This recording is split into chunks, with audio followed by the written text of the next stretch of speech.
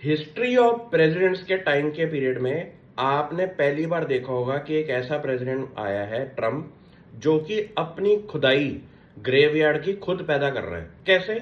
भाई साहब पहले तो आए, क्रिप्टो इकोनॉमी को इतना बड़ा कर दिया और उसके बाद क्रिप्टो ने टॉप मार दिया जिस दिन प्रेसिडेंट ट्रम्प आए। दूसरी चीज इन्होंने क्या करी कि यूएस के अंदर यही नहीं चेक किया कि वहां पे मैन्युफैक्चरिंग है नहीं है, सीधा आके बोल दिया कि भाई यूएस में अगर कुछ भी चीज इंपोर्ट होएगी यूएस उसके ऊपर टैरिफ लगाएगा।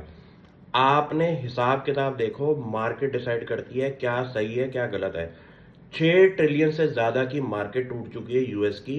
यूएस का स्मॉल कैप इंडेक्स 20% से ऊपर करेक्ट हो चुका है और बड़े बड़े इंडेक्स भी इस टाइम करेक्शन मोड में आ चुके हैं। ये कहानी में क्या हो रहा है कि एक प्रेसिडेंट खुद की कंट्री के लिए ही नेगेटिव पैदा हो चुका है, जो ये सोच रहा था कि बाकी कंट्रीज को दबदबाव करेगा। सबको ये पता चल गया है कि टैरिफ लगाना कभी भी सक्सेसफुल नहीं होता। रीजन बीइंग आपकी डोमेस्टिक कंट्री के अंदर मैन्युफैक्चरिंग फैसिलिटीज होनी चाहिए, तब जाके आपकी डोमेस्टिक इकोनॉमी को फायदा होगा। आप ये सोचिए कि यूएस के अंदर अगर $10 की कोई टी शर्ट आ रही है, वो बिकॉज ऑफ वियतनाम जैसी कंट्री से, चाइना जैसी कंट्री से कपड़े बन के यूएस आ रहे थे, इसलिए वो $10 की है। यूएस चाह कर भी वो $10 की टी शर्ट नहीं बना सकता because of cost of operations.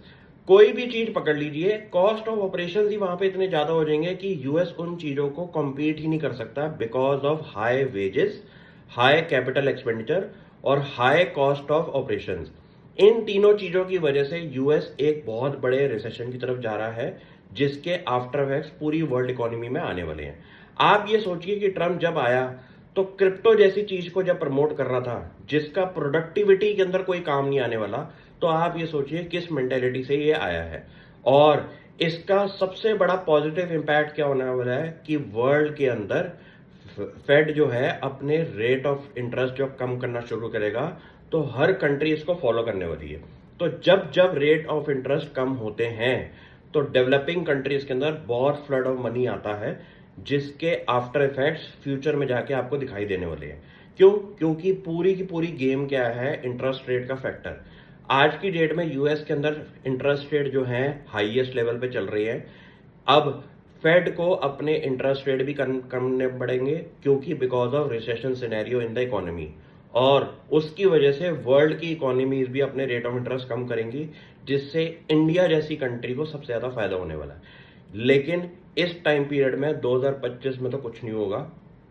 26-27 के अंदर आप एक ऐसा क्रेजी सिनेरियो देख सकते हो जहां पे आप सोच भी नहीं पाओगे कि कैसी टाइप की रिटर्न्स बन रही है शेयर बाजार के अंदर।